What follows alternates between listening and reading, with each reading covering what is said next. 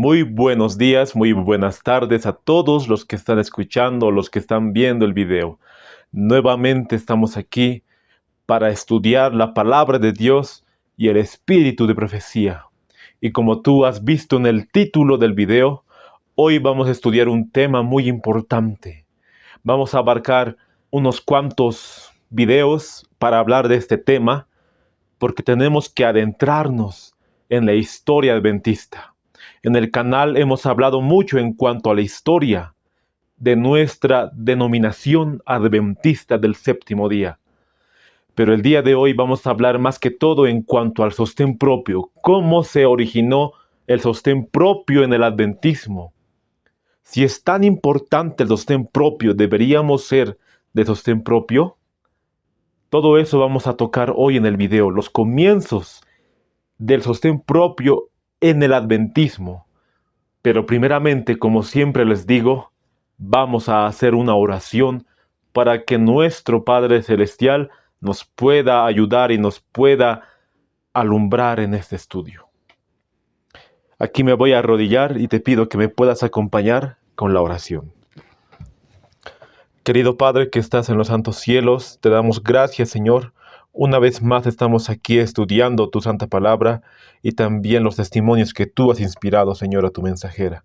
Queremos hacer tu voluntad al estudiar este tema, Señor, poder tomar decisiones, así para poder agradarte totalmente, para poder hacer la obra, Señor, en esta línea que tú mismo has dirigido, primeramente a tus apóstoles, luego con los pioneros adventistas, Señor.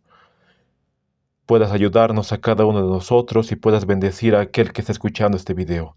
Todo esto te lo pido, Señor, sin merecerlo, en el sagrado nombre de tu Hijo amado Jesús. Amén.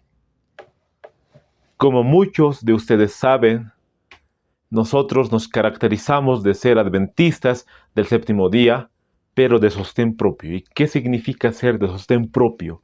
Es una línea que Dios mismo ha puesto para trabajar en su obra. Obviamente la palabra tiene que referirse a sostenerse a sí mismo. Pero vamos a ver en qué ámbitos en la palabra de Dios. Pero no solo es sostenerse a sí mismo, también tiene que ver con la doctrina que predicamos. Tiene que ver con lo financieramente en cuanto a los diezmos, en cuanto a las profecías. Sostén propio abarca mucho eso y vamos a estar tocando estos temas en esta serie de videos que vamos a hacer. Porque hoy vamos a ver cómo ha comenzado el sostén propio en el adventismo. Porque muchos realmente no conocen esa historia del sostén propio en el adventismo y piensan que todos nosotros los que estamos fuera de la conferencia general o fuera de la organización adventista o corporación adventista, como lo conozcas, somos disidentes. Pero vamos a ver hoy realmente cómo ha comenzado para así adentrarnos en la historia y si la palabra de Dios lo aprueba y si los escritos de la mensajera del Señor lo aprueban, entonces tenemos que ver ese aspecto. Pero primero, antes de ir a la historia del adventismo, vamos a ir a la Biblia primeramente, para buscar el libro de Isaías, el capítulo 40, el verso 3. Nos dice así la palabra de Dios. Voz que clama en el desierto, preparad camino a Jehová, enderezad calzada en la soledad a nuestro Dios. Todo valle sea alzado, y bájese todo monte y collado, y lo torcido se enderece, y lo áspero se allane. ¿De quién está hablando el pasaje bíblico? De Juan el Bautista. Ya estaba predicho en la profecía que vendría un Salvador, un Mesías para liberar a su pueblo de sus pecados. Pero también estaba en la profecía que vendría uno que prepararía ese camino para cuando el Salvador, el Mesías, llegue. Y ese fue Juan el Bautista. Nos cuenta la palabra de Dios en cuanto a la vida de Juan. Sus padres fueron Zacarías y Elizabeth. Su padre fue Zacarías, su madre fue Elizabeth. ¿Y quién era Zacarías? Era un sacerdote del templo. Dios mismo los había escogido a ellos para que fueran los padres de aquel quien prepararía el camino de la venida del Señor, su primera venida. Aún así, ellos siendo ancianos, Dios los escogió, así como escogió a Abraham y Sara. Muy bien sabía Zacarías la historia de Abraham. Él había estudiado las escrituras en el Antiguo Testamento, pero él no se había percatado de esa parte porque no creía totalmente que tendría hijos a esa edad. Por eso él quedó mudo cuando se le dijo la noticia, hasta el nacimiento de Juan el Bautista. Vamos a leer el libro deseado de todas las gentes, la página 75, el párrafo 1. Dios había llamado al hijo de Zacarías a una gran obra, la mayor que hubiera sido confiada alguna vez a los hombres. A fin de ejecutar esta obra, el Señor debía obrar con él, y el Espíritu de Dios estaría con él si se prestaba atención a las instrucciones del ángel. El ángel le había visitado a Zacarías. Pasaron algunos meses y nació Juan el Bautista. Esa obra era la más grande que había sido alguna vez confiada a los hombres. Nos dice el deseado de todas las gentes. Era una obra tan grande la cual Dios ha preparado a Juan el Bautista para que él hiciese ese trabajo. Y él dijo, este es el Cordero de Dios, quien quita el pecado del mundo. Esa ha sido su profecía. Pero ha sido la mayor obra. Y Jesús dice de Juan que él era el mayor de los profetas. Aunque Juan el Bautista no ha escrito un libro que esté en el canon bíblico, Jesús dijo de él que fue el mayor de los profetas. Y yo siempre me preguntaba, si Zacarías estaba en el sacerdocio, ¿por qué no puso a su hijo también para el sacerdocio? Porque en ese entonces había escuela de los rabinos. Ellos estudiaban la ley ceremonial, la ley moral, estudiaban ellos, eran maestros. Pero ¿por qué Dios no le reveló a Zacarías que su hijo podría estudiar en esas escuelas rabínicas? Nos responde el deseado de todas las gentes, la página 76, el párrafo 2. En el orden natural de las cosas, el hijo de Zacarías habría sido educado para el sacerdocio, pero la educación de las escuelas rabínicas le habría arruinado para su obra. Dios no le envió a los maestros de teología para que aprendiese a interpretar las escrituras. Le llamó al desierto para que aprendiese de la naturaleza del Dios de la naturaleza. Muy bien Zacarías le hubiera puesto a su hijo en un grado alto en el sacerdocio, pero no lo hizo. Dios mismo le reveló que esas escuelas rabínicas no estaban a la voluntad de Dios, porque aquí muy bien nos dice que habría arruinado la obra de Juan el Bautista. Dios no le envió a los maestros de teología, le envió al desierto para que él pueda aprender de la naturaleza y que el Espíritu Santo también pueda ser su maestro, porque tenía que ser preparado en una obra grande para preparar el camino para el Mesías. Entonces esto nos tiene que dejar muy en claro hoy, que el ir a una universidad para que me enseñen la Biblia no sería muy recomendable en los días de hoy, porque así como las universidades protestantes que te enseñan, no te enseñan la sana doctrina, así incluyendo la Universidad Adventista, porque ahí se enseña teología, pero una nueva teología, no la teología realmente divina, sino una nueva teología. Juan se fue al desierto, Jesús tampoco estuvo en esas escuelas de teología. Y tú te preguntarás, ¿qué tiene que ver esto con el sostén propio?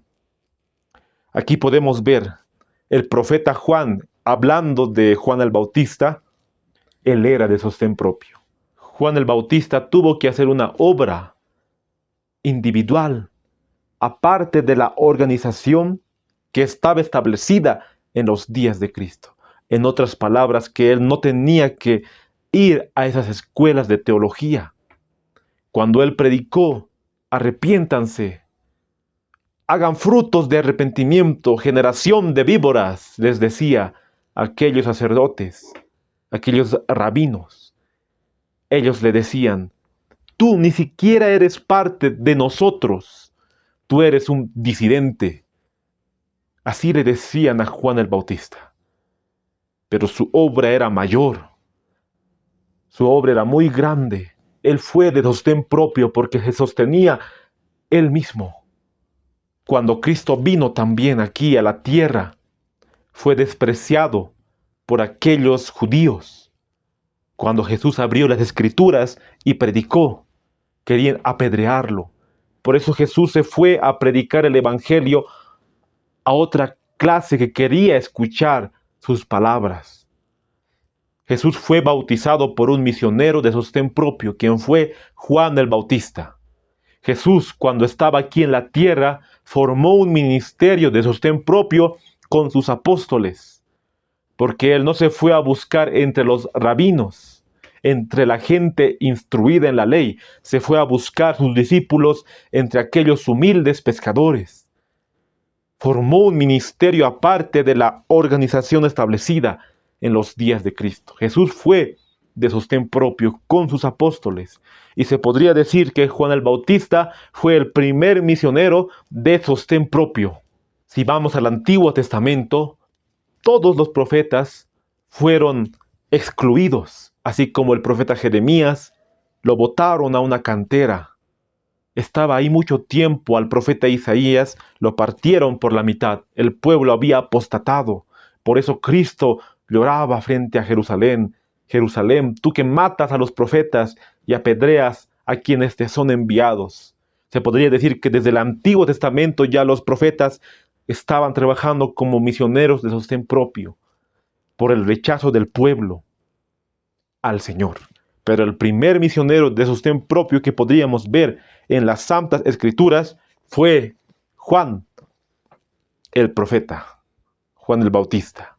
Otro también que nos habla la Biblia de un misionero de sostén propio es el apóstol Pablo. Si nosotros vamos al libro de Gálatas, ahí podemos ver que Dios llama al profeta. También Pablo era un profeta. Nos dice Gálatas, el capítulo 1, el verso 1.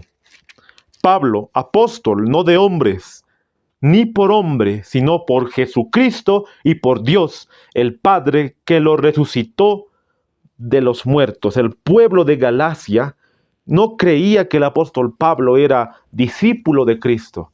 Sí creían de los otros, porque los mismos judíos le habían instruido así al pueblo de Galacia. El apóstol Pablo primero predicó, pero se dejaron llevar el pueblo de Galacia por aquellos judaizantes.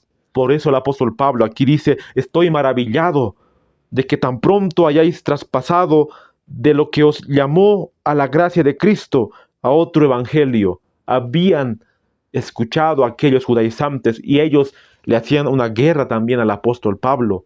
Le decían, tú no eres siervo de Cristo. Tú no has sido comisionado por él. Por eso dice el verso 10. Pues, ¿busco ahora el favor de los hombres o el de Dios? ¿O trato de agradar a los hombres? Pues si todavía agradara a los hombres, no sería siervo de Cristo. Verso 11. Mas os hago saber, hermanos, que el evangelio anunciado por mí no es según hombre, pues yo ni lo recibí ni lo aprendí de hombre alguno, sino por revelación de Jesucristo.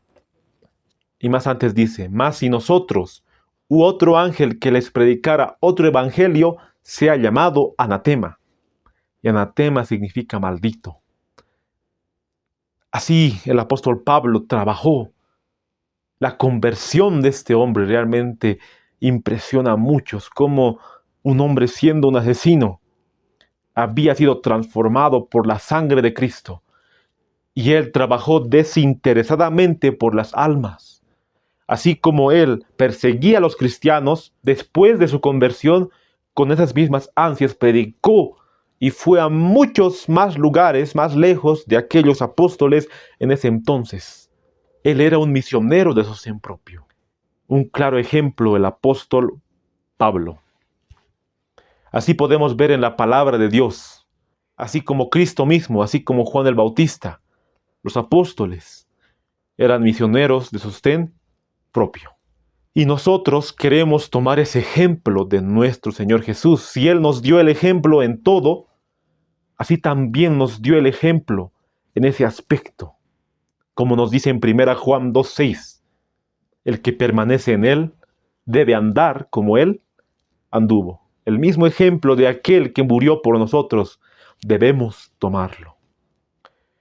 Yendo ya a la historia de la iglesia, vemos en la edad de la Reforma, así como Martín Lutero, John Huss, Wycliffe, Calvino, Tyndale, se dieron cuenta de la verdad en la época del oscurantismo. Se rebelaron contra la iglesia católica. Ellos creían que era la verdad, pero ellos siempre decían, demuéstrenme con un escrito está.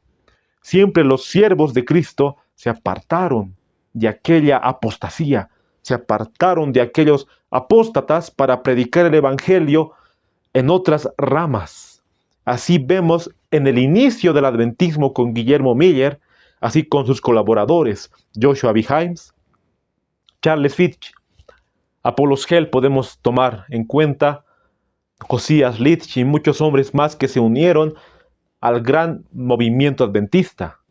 Cuando inició el adventismo con Guillermo Miller, ellos eran de sostén propio.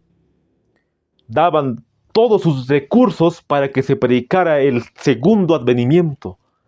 Así pasó el chasco. Tristemente muchos llegaron a apostatar. Así como James White, José Bates y muchos hombres más, así como John Nevis Andrews, John Norton Lowborough, pioneros de nuestro mensaje, fueron de sostén propio. La voluntad del Señor en el año 1000 más. Llegamos al año 1863, donde la iglesia se organiza. Más podemos ver que esa organización era una organización que Dios mismo lo quería. Dios mismo guió a su mensajera para que la iglesia pueda ser organizada con conferencia general, con un presidente, así como John Byton era el primer presidente de la conferencia general. Era la voluntad de Dios que fuese así. Mas vemos que pasó los años y llegamos al año 1891, donde Dios le manda a la mensajera del Señor que diga un mensaje a la conferencia general. Vamos a ver con el transcurso de estos videos cómo es que Dios mismo se fue apartando de la conferencia general. Hay muchas cartas de la mensajera del Señor amonestando a la conferencia general y tantas citas que nos muestran que nosotros debemos salirnos de aquella apostasía. Y en temas anteriores tocábamos esos puntos en cuanto a la historia. Pero hoy vamos a ver cómo surge el sostén propio en el adventismo. Y cabe recalcar que Guillermo Miller y sus colaboradores fueron de sostén propio. Ahí podemos ver que los misioneros de sostén propio iniciaron este movimiento. Y también acabará la obra en el fuerte pregón con misioneros de sostén propio. Pero para poder ir a la historia después del chasco de la organización de la iglesia, que Dios mismo estaba con ellos, vamos a ir al año 1891, nos vamos a remontar, porque muchos años atrás, o mejor dicho, algunos años atrás, en 1888, también Dios mandó el mensaje de la justificación por la fe, dada por Waggoner y Jones, que también hablábamos en temas anteriores. Pero solo unos 3 años aproximadamente, Dios también mandó un mensaje, y también utilizó a 2 hombres, y esta historia en nuestro movimiento también se ha perdido, así como la historia del año 1888 de la justificación por la fe se ha perdido y muchos ignoran la historia y no quieren aceptarla siendo adventistas. Pero son adventistas nominales porque no quieren aceptar la verdad. Así el año 1891 es una historia realmente que se ha perdido con el tiempo, que debemos nosotros recordarla como pueblo. Aquí surge el sostén propio en el adventismo como lo conocemos hoy. Para ir a la historia, vamos a utilizar este libro, La Mensajera del Señor. Este libro realmente es muy importante y les aconsejo que todos ustedes lo lean. Yo no lo he leído todo, pero sí lo estoy leyendo y me encontré con esta parte también que habla en cuanto al evangelismo local y global y relaciones entre las razas. Este libro fue escrito por Herbert Douglas, no es escrito por la Mensajera del Señor, o sea, la hermana White. Muchos piensan que fue escrito por ella, pero no. El libro fue escrito por Herbert Douglas. Y es muy importante porque aquí podemos ver muchas citas importantes hablando de esta gran mujer, hablando de la Mensajera del Señor. Toda su vida conectada con la iglesia adventista del séptimo día. Es muy importante este libro porque aquí hay muchas citas inspiradas dentro de este libro. Y quiero tomar la página 214, el párrafo 6, para ir a la historia. Antes de partir hacia Australia, en la sesión del Congreso de la Asociación General de 1891, en Battle Creek, la señora White extendió su primer llamado público importante en favor de la obra evangelística entre los negros americanos, comprendiendo las restricciones crecientes que se estaban aplicando a los negros en todos los estados sureños. Ella reconoció que se estaba metiendo en un tema explosivo, pero no tengo intenciones de vivir como una cobarde o de morir como una cobarde. No es que de ella nace, sino Dios le manda una visión. El llamado era a predicar a la gente de color, así como nosotros de cariño le conocemos como los negritos, a la gente de color afroamericana. Muy bien sabemos que ellos estaban en una opresión, en una esclavitud, había un racismo total. Con Abraham Lincoln se habían abolido las leyes contra la esclavitud, pero seguía habiendo mucho racismo y en muchas partes de los Estados Unidos seguía habiendo un grado de esclavitud. Por eso la hermana White hace un llamado en la Asociación General el año 1891. El llamado era: vamos a predicar a la gente de color. Y para poder adentrarnos más en la historia, vamos a utilizar The Southern Work. The Southern Work es un libro también escrito por la hermana White, recopilado por su hijo Edson White. Este libro realmente habla sobre la obra en el sur, la obra en el llamado para predicar a la gente de color afroamericana. Es una recopilación por su hijo Edson White. Y tomo en cuenta este libro para poder leer y para adentrarnos en la historia en cuanto al llamamiento para la obra en el sur en el año 1891. Nos dice la sección 1. Este llamamiento básico fue leído por Elena de White a 30 líderes de la iglesia el 21 de marzo de 1891, en relación con el Congreso de la Asociación General en Battle Creek, Michigan. Pronto se entregaron copias a los hombres clave y especialmente a los principales ministros del sur. Posteriormente, este importante mensaje se publicó en un folleto de 16 páginas. El llamamiento se dio el 21 de marzo de 1891 a la Asociación General en Battle Creek, Michigan. Se dio especialmente a los principales ministros del sur. Había un artículo que se había publicado ese año escrito por ella, llamado Nuestro deber a la raza de color. 16 páginas tenía ese llamado. Y vamos a seguir leyendo el libro La Mensajera del Señor, la página 214, el párrafo 8. Luego se refirió al descuido de la iglesia, reconociendo con pena que no hemos hecho un esfuerzo mayor por la salvación de las almas entre la gente de color. Admitió que se estaba refiriendo a problemas desconcertantes, que se necesitaban tanto adventistas blancos como negros para educar a millones que habían sido oprimidos por tanto tiempo, y que los obreros de la iglesia en el sur no deben llevar las cosas a extremos y caer en el fanatismo en este asunto. Entonces el llamado era así como pastores blancos y negros. Ya había pastores de color en la iglesia. Eso hace referir las citas que estamos leyendo. Y también había obreros en el sur que no debían ellos caer en el fanatismo. Hermanos que estaban viviendo allá en los Estados Unidos, la región del sur. Ella se refirió a este punto como problemas desconcertantes porque había un racismo muy grande en los Estados Unidos en esa época. Por eso dijo, no pretendo vivir como una cobarde. Esas palabras usó ella.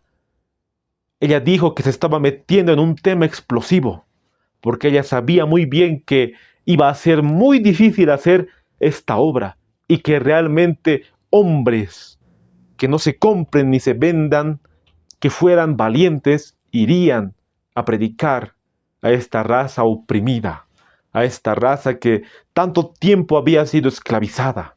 Si ustedes leen esos artículos de Southern Work, el trabajo del sur en español, podemos ver el sermón que ella da a la conferencia general.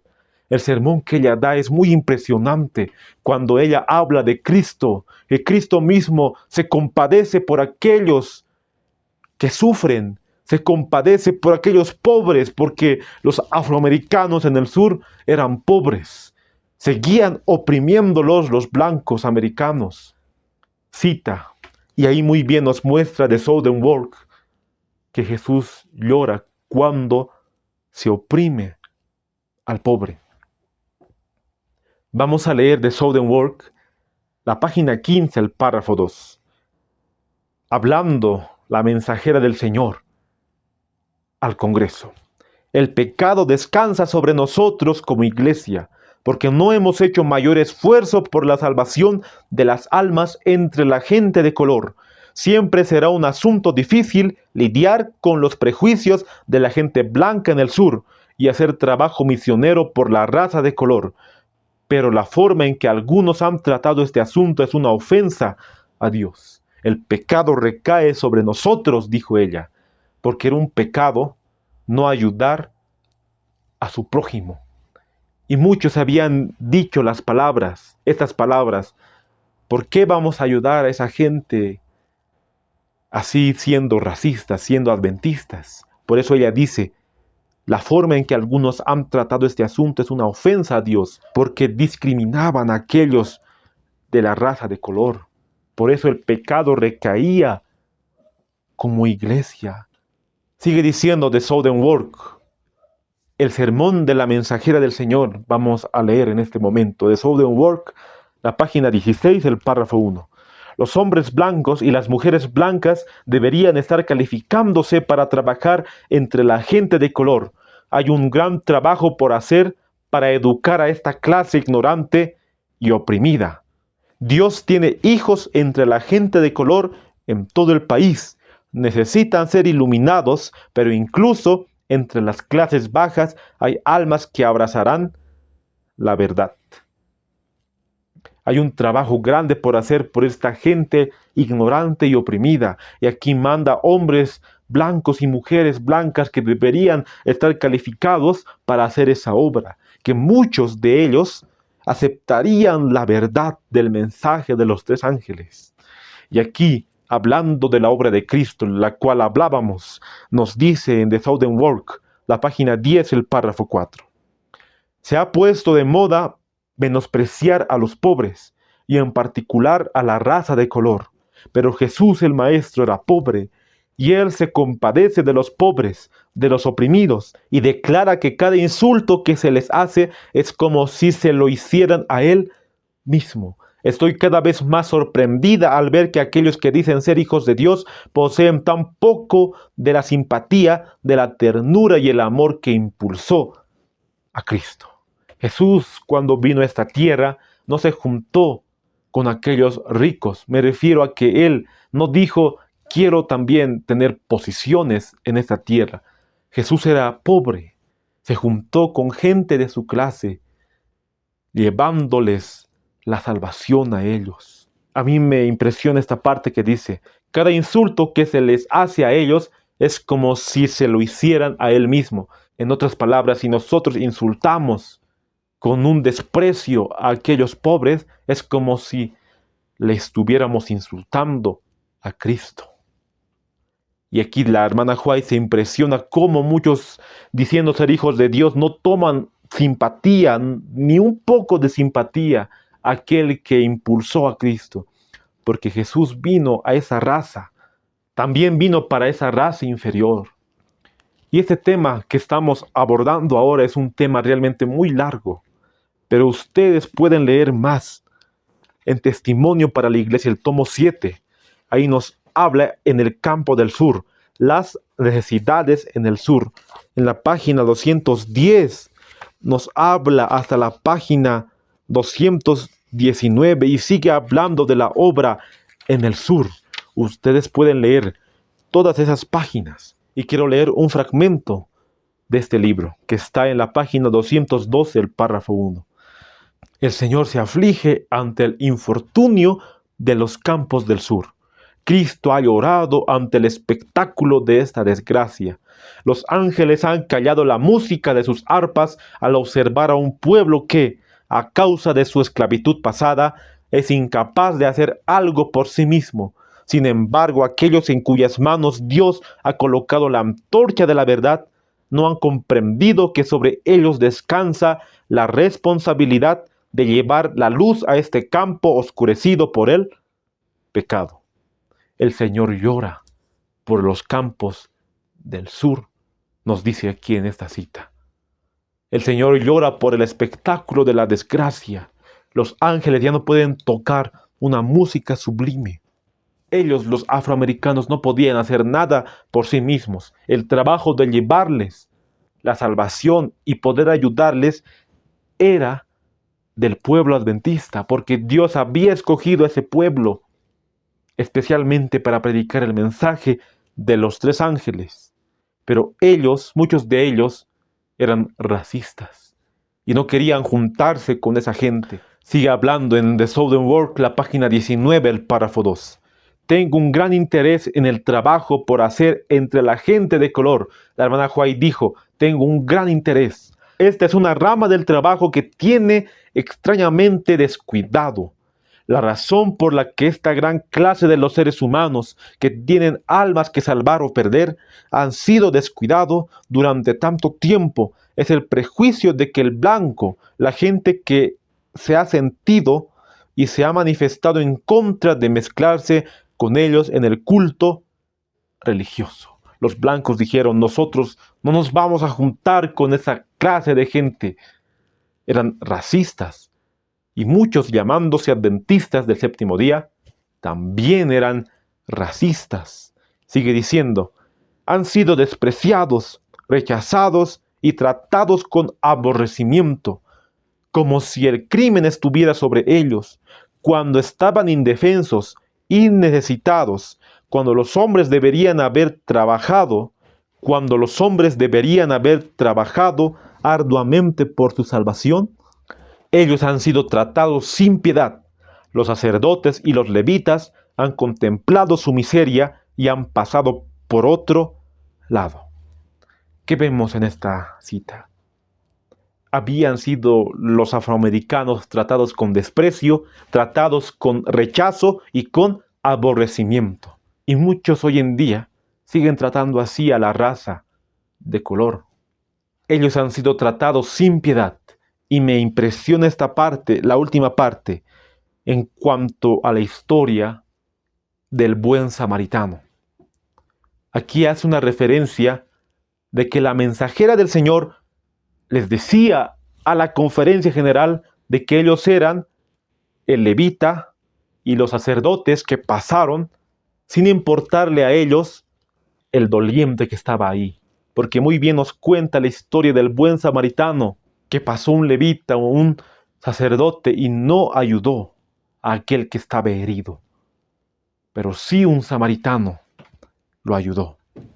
Nos dice Testimonio para la Iglesia, el tomo 7, la página 212, el párrafo 1. Hay algunos que han dado la espalda a la tarea de rescatar a los oprimidos y degradados, y han rehusado ayudar a los desvalidos. Que los siervos de Cristo comiencen inmediatamente a redimir su negligencia, para que se pueda borrar de su registro esta mancha oscura. Que los siervos de Cristo, está hablando a muchos de la conferencia y también a muchos adventistas que dieron la espalda a esta obra. Se pueda borrar de su registro esta mancha oscura, escribió la mensajera del Señor. Realmente, si vemos y analizamos estas citas, era un pecado no ir a ayudar y no hacer caso a lo que dijo el profeta en esta ocasión, la mensajera del Señor. Se podría decir que era una mancha en su historial. Pero así como muchos no fueron, hubo un hombre que sí fue. Esas cartas que la mensajera del Señor escribió el año 1891. Ese hombre se llamó James Edson White, el hijo de la mensajera del Señor. Él leyó esas cartas que ella había escrito 2 años atrás, porque él lo leyó el año 1893, y él dijo: realmente se necesita hacer una obra para aquellos necesitados. Yo voy a ir a hacer esa obra. Leyó las cartas, las 16 páginas. Yo tengo que ir a predicar a esa raza, a esa gente que necesita también la predicación del Evangelio para poder ayudarlos a ellos. Él se ofreció como voluntario, voluntariamente. Y nos cuenta el libro La mensajera del Señor, la página 214, el párrafo 9. Uno de los primeros en sentir el desafío fue James Edson White, hijo de Elena White.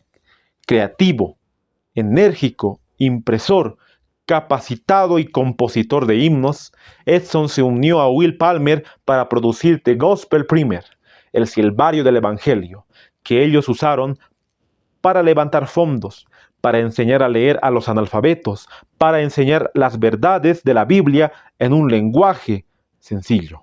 Entonces vemos que James Edson White, el hijo de la mensajera del Señor, se ofreció para llevar el mensaje a aquellos que necesitaban escuchar el mensaje. Y no solo llevar el mensaje, sino también para proveerles comida, alimento, zapatos, ropa, prendas para vestirse, porque seguían siendo oprimidos por los blancos americanos.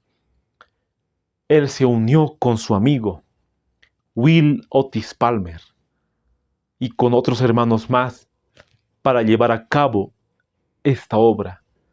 Y esta obra era tan importante que ellos pudieran llevar, que Satanás puso todas las trabas posibles para que ellos pudieran resistir. Pero Dios estaba con ellos. James Edson White trabajaba también con sus padres, así como James White con su madre Ellen G. White. Era compositor de himnos con su primo Franklin Belden. De joven había sido un poco rebelde, se podría decir, en algunos aspectos, pero Dios lo había llamado para que él pudiera hacer esa obra.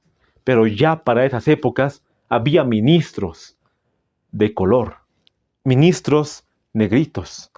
The Southern Work, la página 15, el párrafo 4 nos dice: hay ministros de color capaces que han abrazado la verdad. Ya había ministros de color. Algunos de estos se sienten reacios a dedicarse a trabajar para su propia raza. No querían trabajar para su propia raza. Quieren predicar a la gente blanca. Estos hombres están cometiendo un gran error. Deben buscar más seriamente salvar a su propia raza y de ninguna manera serán excluidos de las reuniones de la gente blanca. El llamado no solo era a la gente blanca, también a la gente de color. Y muchos de ellos no querían ir a ese llamado. Y hay una parte muy importante que quiero resaltar en este estudio. ¿Ustedes saben quién era el primer pastor de raza de color? En otras palabras, ¿quién era el pastor negrito, afroamericano? En este libro, Nuestra Iglesia, escrito por George Knight, habla en cuanto a este punto, así como libros Portadores de Luz, La Mensajera del Señor y muchos libros más que nos hablan de la historia de la iglesia. Este libro también tiene mucho que decir que deberíamos también tomar en cuenta. Nos dice el libro Nuestra Iglesia por George Knight, la página 120. El propio Kinney había sido bautizado en una congregación adventista, integrada en Reno, Nevada, en 1878. El primer pastor adventista de color fue el pastor Kinney. Él se bautizó en el año 1878. Yo no sabía ese dato. La asociación reconoció el potencial de Kinney y lo envió a estudiar al colegio de Hillbrook de 1883 a 1885. Entonces ya había un pastor de color en la iglesia. Posteriormente trabajó como colportor en Kansas. Más tarde fue pastor de la iglesia Edgefield Junction en Tennessee y fue ordenado al ministerio evangélico en el año 1889. Ya había un pastor de color en la iglesia. Y en la cita anterior que leímos de Southern World, ya había más de un pastor de color en la iglesia. Y ellos no querían llevar el mensaje a su raza, solo querían llevar el mensaje a los blancos. Y hablando el libro Nuestra Iglesia, la página 120. White y Palmer cruzaron el lago Michigan con su embarcación o estación misionera y comenzaron a navegar hacia el sur por el río Mississippi hasta llegar a la localidad de Vicksburg en el estado de Mississippi, donde establecieron su base de operaciones. Aquí ya entramos a una parte importante de la obra. Cuando James Edson White se ofreció para llevar el mensaje a la gente de color, tenía que construir un barco. El barco se llamó The Morning Star. Este barco fue un barco misionero. Ahí se publicó The Gospel Primer, un periódico que ellos mismos hicieron para sostenerse. Ahí se publicó Testimonio para la Iglesia, el tomo 7. Se publicó Testimonio para la Iglesia, el tomo 8, de Southern World. Realmente la historia de The Morning Star, el barco, es muy importante que nosotros lo conozcamos. Pero antes del Morning Star, tenían que ellos construir una iglesia para poder congregarse. Y esta cita está en Pasión, Propósito y Poder. Tal vez muchos no lo conocen, este libro escrito por James R. Nix, que también es un libro que nos habla de la iglesia, la historia de la iglesia. Y es importante recopilar muchos escritos de aquellos que investigaron esa historia y lo implantaron en un libro, para que nosotros tengamos todo el conocimiento de lo que pasó en el pasado. Por eso agarro muchos libros. No son inspirados así como el espíritu de profecía, pero sí nos ayudan para ver muchos aspectos en cuanto a la historia adventista. Nos dice la página 170 del párrafo 1. Había que construir una iglesia de inmediato entre los negros, incluso en los días de la esclavitud. La iglesia era la principal institución social. Tener un edificio de la iglesia en el cual reunirse era comprensiblemente de gran importancia para ellos. Por lo tanto, cuando estos nuevos adventistas fueron burlados por amigos, ustedes no tienen iglesia y estos misioneros se irán muy pronto. Entonces, ¿dónde estarás? Aquí podemos ver que era importante que pueda haber una iglesia para que se puedan congregar. los afroamericanos, tal vez la gente que estaba ahí, pero había burlas porque no había una iglesia establecida, un templo construido, mejor dicho. Pero ellos no tenían recursos, hermanos. Sus recursos eran muy escasos porque nos dice el libro, Edson y Will Palmer tenían muy poco dinero y sus feligreses recién adquiridos tenían aún menos. Pero como tenían la seguridad del Señor de que se abriría el camino, hicieron planes para una iglesia. ¿Con qué dinero ellos iban a construir una iglesia? No tenían recursos. Ellos habían sido voluntarios, misioneros voluntarios. Así como la conferencia general no mandó ningún misionero a ese lugar, ellos fueron voluntariamente y tenían que sostenerse voluntariamente. Pero la ayuda llegó para el estado del sur, para la gente de color. Aquí hablando Edson White nos dice en el mismo libro, hermano Palmer y yo hemos dado $10 cada uno.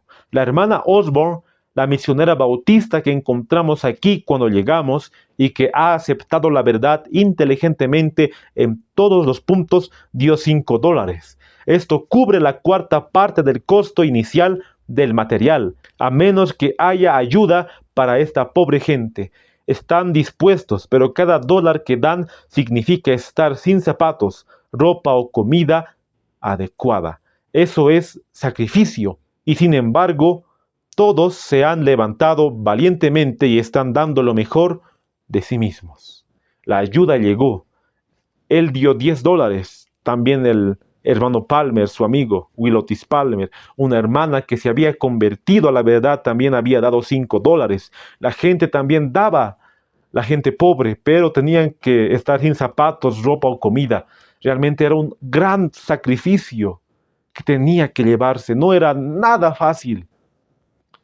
Así como nosotros cuando queremos salir al campo, es tan difícil poder salir. Necesitamos mucha economía. Necesitamos también ambientarnos porque no es nada fácil salir de la ciudad al campo. Es tan difícil, pero el Señor únicamente nos puede ayudar. Así ellos pasaron en su experiencia. Nos sigue diciendo el libro, algunos de ellos apenas dan 50 centavos en efectivo a la semana y algunos no han asistido a las reuniones por ser absolutamente sin zapatos para usar. Aquí, refiriéndose la cita, puedo ver que quiere decir que algunos no han asistido a las reuniones sin tener aún zapatos por dar 50 centavos a la semana, aquellos afroamericanos. A otros los he ayudado a conseguir comida cuando sabía que sus alacenas estaban vacías y sin embargo todos quieren tener interés en su iglesia. Hasta los afroamericanos daban 50 centavos por semana. Y aquí cuenta Edson White que todos querían tener parte en esa iglesia. Eran pobres, pero Edson White tenía que darles de comer y no alcanzaba el dinero. Nos sigue diciendo el libro. El dinero se hizo cada vez más escaso. En un momento durante la construcción, Edson le escribió a Battle Creek que solo tenía 80 centavos para comida la próxima semana. Pero él dijo, vamos a sacar adelante a esta iglesia, aunque tengamos que vivir con agua y papilla de harina de maíz. Hasta ese grado llegaron ellos de pobreza.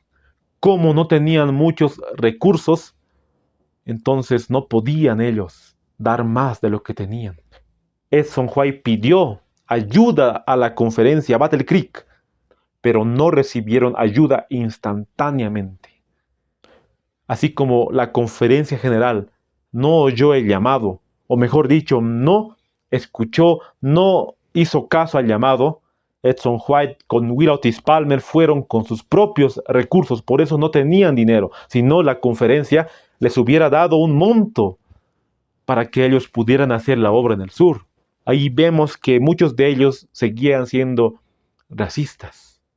Y vamos a ver la guerra que le hacen a Edson White más adelante. Una guerra tremenda a la conferencia general. Pero aquí vamos a ver que también el presidente Olsen, quien era el presidente en ese entonces, el presidente de la Conferencia General, fue hasta ese lugar para consagrar el templo de la obra en el sur.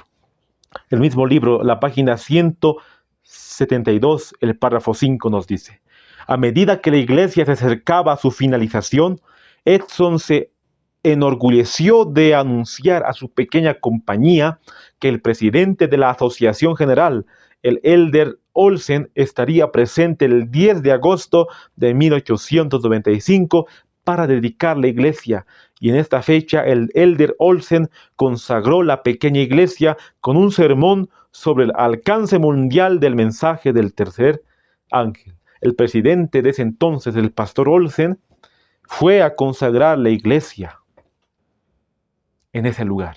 Predicó un sermón del mensaje del tercer ángel. Después llegó la ayuda del trabajo del sur. Pero tenemos que tener en cuenta que esa ayuda de la Conferencia General fue muy escasa, fue muy poca. Porque si leemos los escritos de la hermana White, vemos las reprensiones que ella hace a la conferencia de que ellos no habían ayudado al trabajo de Edson White y habían ayudado muy poco. Ese muy poco es lo que narra este libro en la página 173, el párrafo 2, y nos dice: pero ellos sabían que el Señor había abierto el camino para que la iglesia comenzara. No dejaría que el trabajo se hiciera a medias. La Asociación General envió $25. La iglesia de Battle Creek, $46. Dr. John Harvey Kellogg, $10. Trabajadores de Pacific Press, $10. Un lego en Ohio llamado Smouse, $15.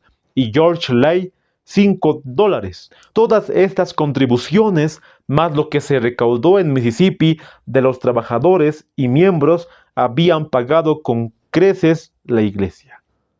La iglesia se había construido. La Conferencia General había dado un monto. Hasta el doctor John Harvey Kellogg dio un monto.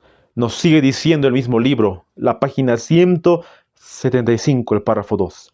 Toda la dificultad surgió de nuestros esfuerzos por ayudar a la gente de color. Les habíamos dado ropa donde la necesitaban y comida a los que tenían hambre.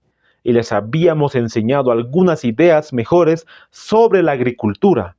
Introdujimos diferentes semillas como maní, frijoles, etc., que tienen un precio alto. Y esto los blancos no quisieron resistir. Esta carta le envió James Edson White a su madre, escrita desde Battle Creek el 25 de mayo de 1899. Hubo muchas dificultades para poder alimentar a la gente del sur, a la gente afroamericana, pero ellos hicieron todo lo posible, incluso le enseñaron la agricultura, han introducido diferentes semillas para poder sembrar, pero los blancos americanos les hicieron una guerra a ellos. Y quiero nombrar este libro, Enciclopedia de Ellen G. White. No sé si tú lo tienes, pero esta enciclopedia lo estudiábamos y citábamos muchas citas en estudios anteriores que realmente nos ayuda también a comprender los pioneros del mensaje en muchos lugares en el gran movimiento adventista. Y aquí habla en cuanto a esta obra que ellos hicieron. Y me impresionó mucho cuando yo leí. Y habla en cuanto a la obra que ellos hicieron, que fue muy difícil, muy complicado. Nos dice la enciclopedia, la página 1305. El trabajo de Edson White en el Morning Star se llevó a cabo bajo la amenaza y la perpetración de incendios provocados y violencia contra los trabajadores, lo que exigía una extrema precaución en las relaciones entre negros y blancos. El creciente problema de los prejuicios de los blancos explica el creciente tono de cautela en las declaraciones de Elena G. de White a lo largo del tiempo. El trabajo que se llevó a cabo fue con muchas amenazas. Y si tú lees ese libro de James R. Nix, ahí redacta muchas páginas de cuán grande eran esas amenazas de hombres blancos, americanos blancos que odiaban a los de la raza de color. Hicieron todo lo posible para perjudicar la obra de James Edson White, porque era bajo amenazas la cual se llevó esta obra. Y aquí quiero recalcar, hermanos, que la obra de sostén propio va a ser muy difícil. Y es la pura verdad.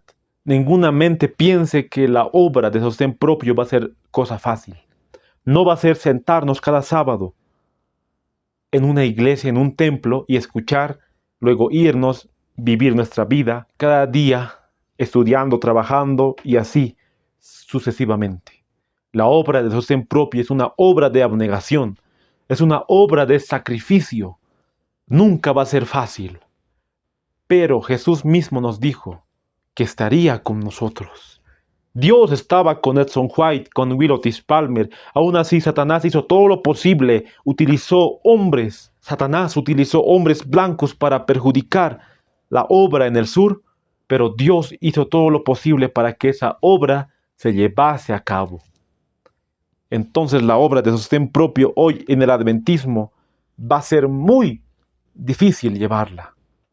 Pero si nosotros nos entregamos a Dios, nos consagramos a Él, guardamos su santa ley, su santo sábado, Dios estará con nosotros. Pero Edson White fue un misionero de sostén propio. Si bien recibió un poco de ayuda, ya no lo recibiría más después.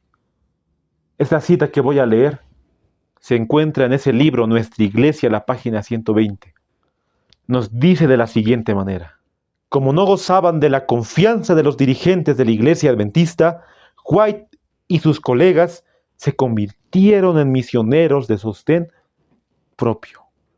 La conferencia y muchos adventistas eran racistas, no quisieron ir allá, tal vez por miedo o por prejuicio, pero se burlaban de Edson White, hablaban mal a sus espaldas. Pero Edson White, como no confiaba en los dirigentes, no tenía confianza, se volvieron misioneros de sostén propio.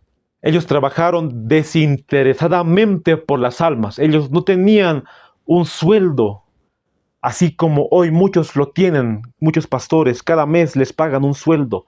Ellos trabajaron de sostén propio como el apóstol Pablo. Nos dice en este libro de Southern Work, la página 17, el párrafo 1. La iglesia tiene que estar imbuida con el espíritu misionero. Entonces habrá muchos que trabajen desinteresadamente en diversas formas como pueden, sin ser asalariados. La obra de sostén propio, queridos hermanos, se trabaja desinteresadamente por las almas. No se trabaja por dinero, no se trabaja por un salario. Se trabaja desinteresadamente, en otras palabras, así como el apóstol Pablo. Si no me dan nada de recursos, entonces amén. Pero la palabra muy bien nos dice que el obrero es digno de su salario. Si Dios nos da recursos, amén. Tenemos que buscar ganar almas, no ganar dinero, no ganar recursos. Dios nunca nos dejará desamparados si nosotros nos entregamos a Él. Siempre tendremos que comer. Como la palabra de Dios dice, nunca he visto un justo desamparado. Pero no debemos pedir dinero para llevar el mensaje, pedir diezmos así para predicar. Si hay, amén, y el Señor siempre nos sustentará si nosotros hacemos su voluntad. Y Dios jamás dejó a Edson White y a Will Otis Palmer. Aún así, Satanás hizo todo lo posible para que esa obra no se lleve a cabo. Dios nunca los abandonó. El verdadero sostén propio inicia en el año 1894, 1895, con las publicaciones de Gospel Primer, la cual vamos a hablar ahora, con el Morning Star que mencionábamos. En ahí es donde se publicó Testimonio para la Iglesia, el tomo 7 y tomo 9, la cual mencionamos. Y hablemos un poco de la obra misionera en el sur, para que nosotros conozcamos cómo ha sido la obra y qué recursos o qué material se llevó a cabo. Vamos a leer la enciclopedia del N.G. de White. Aquí también habla de el Gospel Primer, un auxiliar para la enseñanza preparado por James Edson White y Will Otis Palmer, ideado primero para ayudar en sus esfuerzos educacionales para los afroamericanos en el sur de los Estados Unidos, y vendido por los colportores como medio de reunir recursos para hacer avanzar la obra adventista del séptimo día entre la gente afroamericana. Como leímos también en el libro La Mensajera del Señor, The Gospel Primer ha sido un periódico, se podría llamar, que se publicó en The Morning Star, en el barco de vapor. Ese libro más que todo fue para educar a la gente afroamericana en el sur, para hacerles creer en la doctrina, también para enseñarles a leer. Y con ese periódico ellos se sustentaron desde ahí en adelante. También habla en el libro Mujer de Visión, un libro de Arthur White, la página 412, el párrafo 1. James Edson White, después de una reconversión en 1893, había liderado desinteresadamente el desarrollo de la obra en el sur, utilizando el Morning Star, que él construyó como barco misionero. Preparó literatura apropiada como Gospel Primer para ayudar a financiar la empresa y proporcionar material didáctico. Fue para que ellos se pudieran sostener. Con su nueva dedicación y consagración, sus labores fueron grandemente bendecidas por Dios. Su dedicación era grande y trabajó desinteresadamente. Pero hay una cita que quiero dar lectura en este momento. Desde aquí empezamos a ver la guerra que le hicieron la Conferencia General a Edson White con este libro de Gospel Primer. Y quiero que tomes mucha atención. Nos dicen Letters and Manuscripts, el volumen 14, el año 1899, el párrafo 5. Hablando la mensajera del Señor de Gospel Primer. ¿De qué le sirve a la conferencia enviar ministros al campo sin proporcionarles los medios y las instalaciones para trabajar? La forma en que Gospel Primer fue arrebatado de las manos de Edson White lo privó de los medios que necesitaba en el campo sur. Los que realizaron esa transacción no se movieron en el consejo de Dios. Cada dólar de las ganancias de Gospel Primer debería haber sido utilizado en el campo sur. Este dinero se necesitaba allí. Los hombres no pueden trabajar en ese campo discapacitados. Aquí vemos que la conferencia había hecho un mal en cuanto a Gospel Primer. Y me refiero a un mal al no dar ese dinero de Gospel Primer a la obra del sur. Es como si la conferencia se le hubiera agarrado el trabajo de James Edson White y Will Otis Palmer y lo privaron a Edson White en cuanto a los recursos de la obra en el sur. Ahí vemos cómo la conferencia no quería a Edson White o la obra que él estaba haciendo. Ahora vamos a mencionar nuevamente el barco de Morning Star. Nos dice la enciclopedia del NG de White, la página 1099. Barco fluvial con ruedas de paletas construido por Edson White y Will Otis Palmer como una base de misión flotante para su trabajo entre los afroamericanos.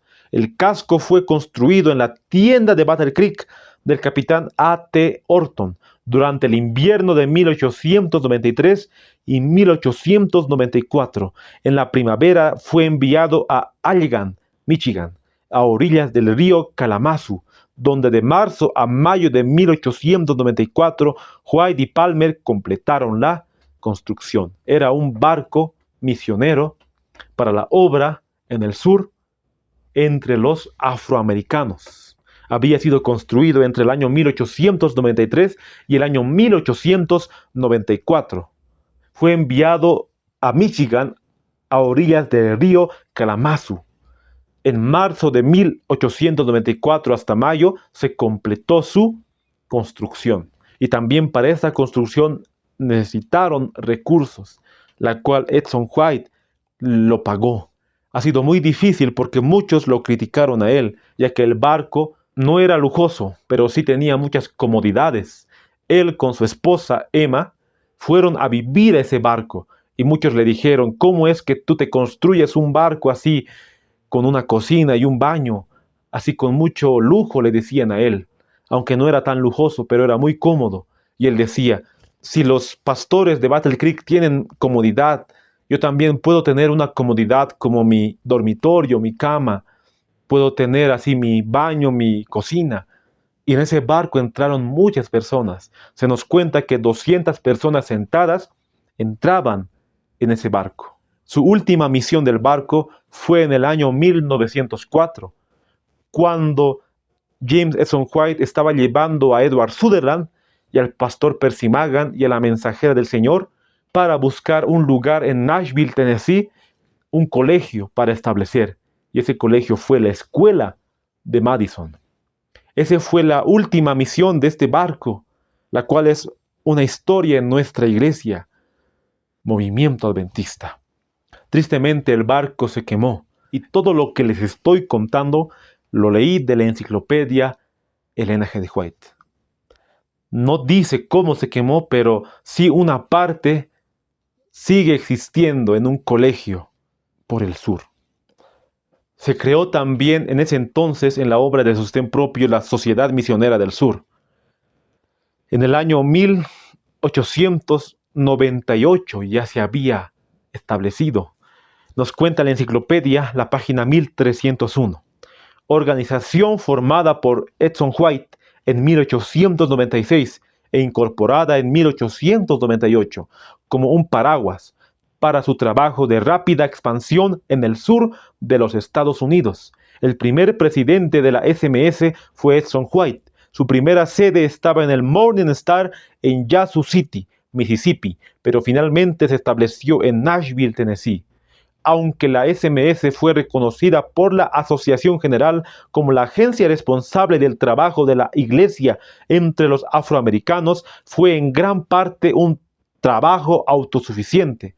En otras palabras, era más que todo un trabajo de sostén propio, llevado a cabo con la aprobación de los líderes de la Iglesia, pero con mínimo de apoyo financiero directo. Así como leímos esa cita, cuando la conferencia dio un monto para la Iglesia en el sur, ya no tuvo más apoyo de la conferencia general, pero ellos se habían organizado como sociedad misionera para llevar a cabo esa obra. Aquí se nos cuenta que Edson White fue el primer presidente en esa época, en ese entonces.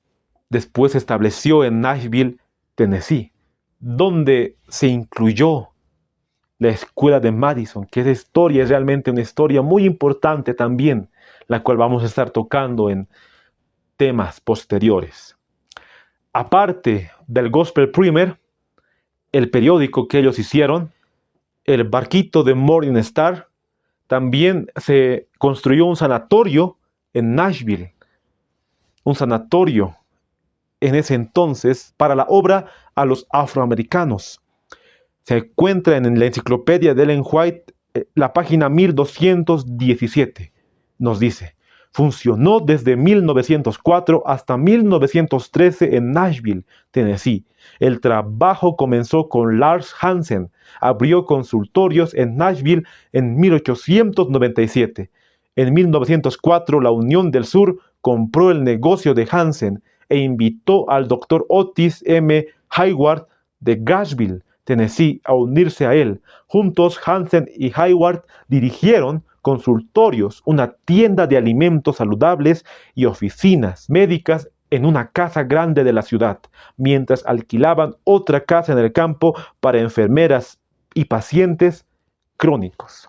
No había sido por iniciativa propia de Edson White y Palmer construir un sanatorio en Nashville, en la obra de sostén propio. Más que todo ha sido de un hermano llamado Lars Hansen, que él ya había construido más o menos por la década de 1889 un sanatorio, porque la mensajera del Señor también dijo que se construyera un sanatorio en la obra en el sur, mandado por el Señor. Entonces la Asociación Misionera del Sur compró ese negocio, pero tristemente por la finanza no pudo continuar y terminó hasta 1913. Pero ya la obra del sanatorio en el colegio de Madison estaba funcionando más o menos por el año 1906, si no me equivoco. Aparte de un sanatorio, tuvieron un colegio. Nos dice la enciclopedia, la página 740. institución inaugurada el 16 de noviembre de 1896 por la Asociación General de los Adventistas del Séptimo Día en beneficio de los afroamericanos, ubicada en Huntsville, Alabama. Su planta física total en ese momento consistía en 145 hectáreas, 360 acres. El estímulo profético para apoyar al colegio de Oakwood vino de la propia Elena G. de White, quien escribió: en la temporada nocturna me llevaron de un lugar a otro, de una ciudad a otra en el campo del sur. Parecíamos estar mirando muchos lugares. Uno de los lugares que vi fue Huntsville. El Señor lideró el establecimiento de la escuela. Entonces la mensajera del Señor fue llevada de un lugar a otro, de una ciudad a otra, en el campo del sur. Ahí el Señor le dijo que se pueda construir un colegio para aquellos afroamericanos. Fue muy difícil construir allí un colegio, pero la obra tenía que llevarse. Aparte del Gospel Primer, del Morning Star, también de lo que leímos del sanatorio, del colegio, se estableció The Southern Work. Las citas que leímos anteriormente. Nos dice la enciclopedia, la página 1303, publicado por Edson White. Su primera publicación del Southern Work fue el año 1898. Su segunda republicación fue en el año 1901. Y los fideicomisarios de Ellen G. White publicaron The Southern Work, una última publicación, el año 1966. Y nos dice: el documento inicial de esta compilación, Our Duty to the Colored People, fue un llamado de Elena G. de White a 30 líderes adventistas del séptimo día, el 21 de marzo de 1891 en el Congreso de la Asociación General en Battle Creek, Michigan. Elena G. de White trató de incitar a la iglesia a realizar esfuerzos de evangelismo y educativos en favor de los negros del sur del país que carecían de la alfabetización necesaria para el estudio de la Biblia. Y aquí recalcamos nuevamente lo que leímos al principio del estudio. Más que todo era para educar en el estudio de la Biblia. Ellos querían llevarle la verdad del mensaje de los 3 ángeles, porque el mandato del Señor fue en Mateo 28. Ir por todo el mundo y predicar el Evangelio a toda nación, tribu, lengua y pueblo. Y ya para finalizar este estudio, vamos a finalizar con algunas citas de este libro, Spalding y Magan.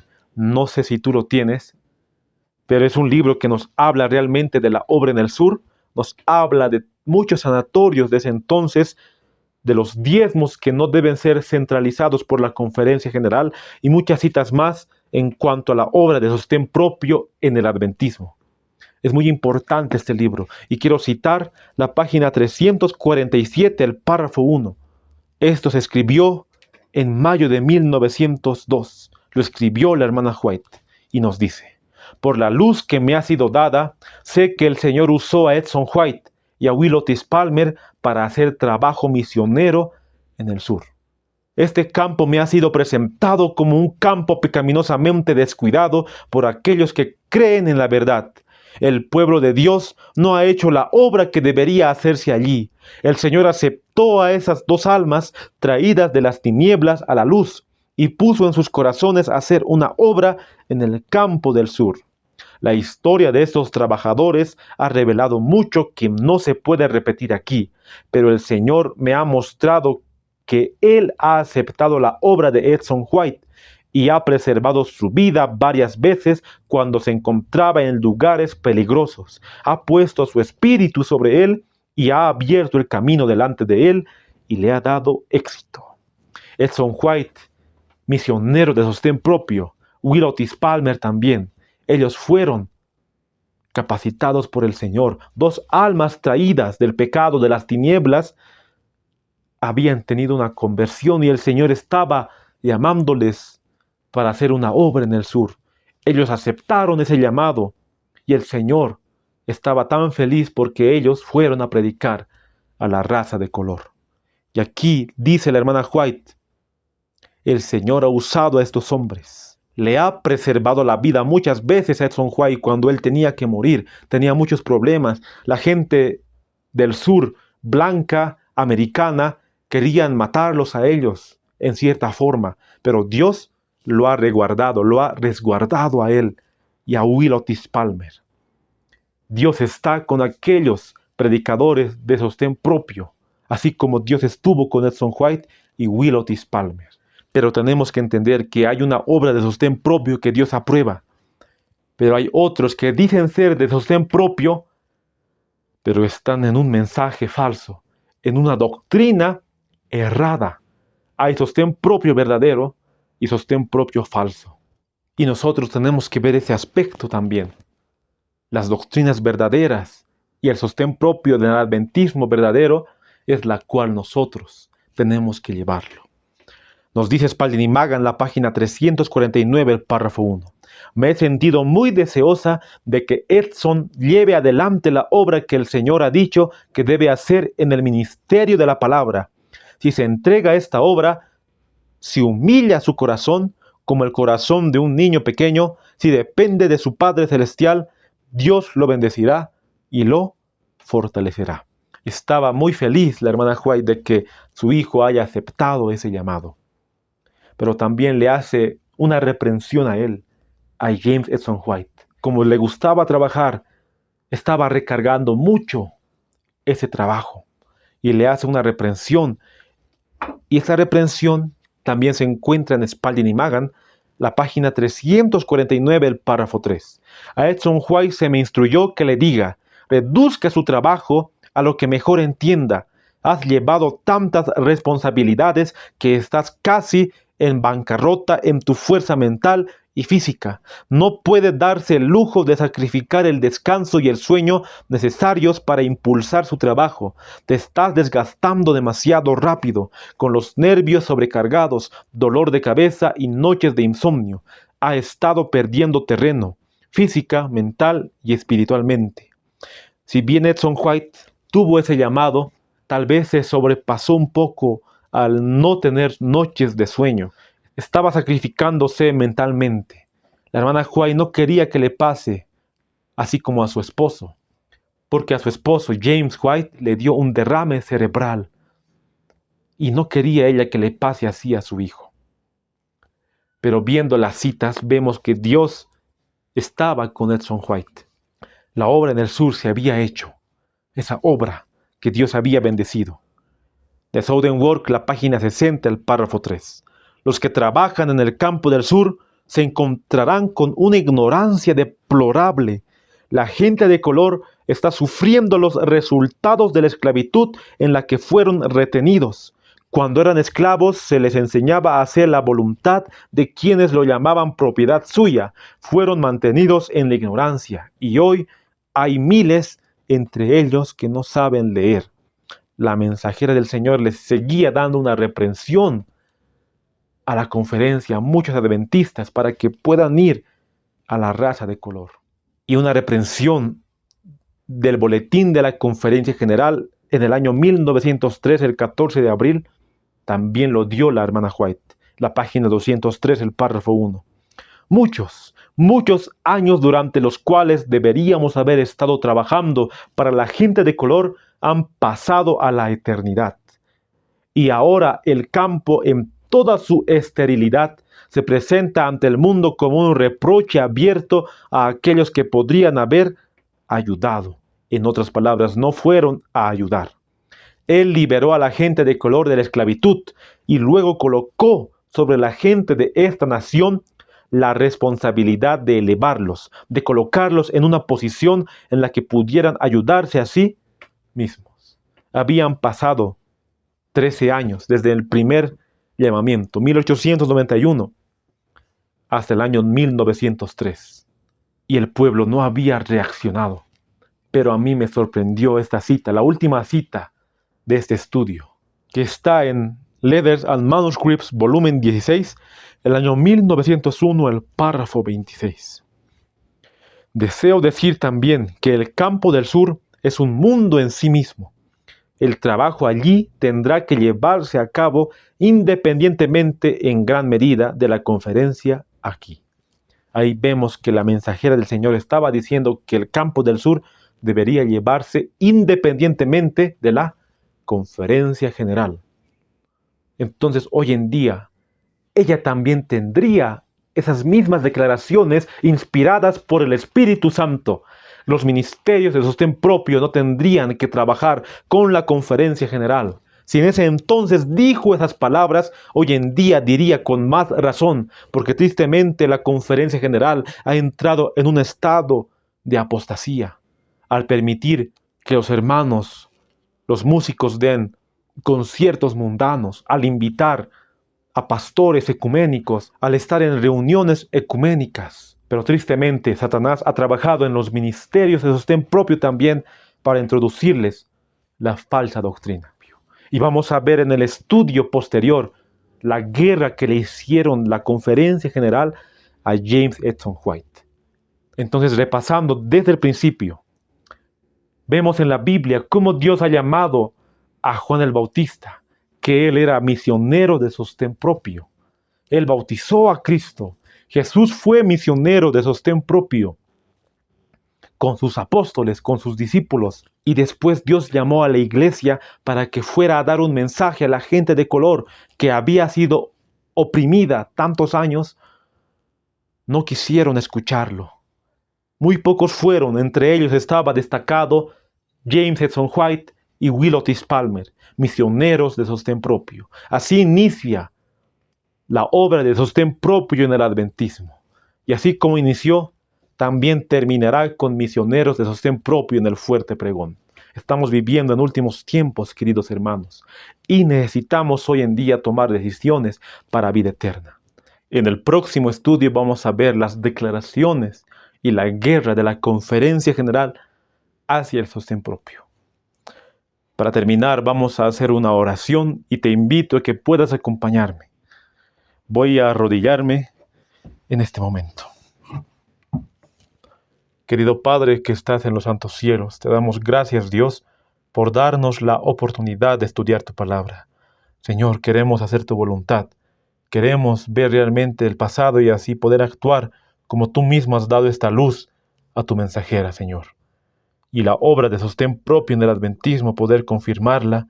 Te pido, Dios, que puedas estar con aquellos que escuchan los videos, que aquellos que quieren hacer tu voluntad, Señor. Puedas darnos discernimiento y sabiduría, y así para en esos últimos tiempos poder tomar decisiones para vida eterna, Señor. Todo esto te lo pido, sin merecerlo, en el sagrado nombre de tu Hijo amado Jesús. Amén.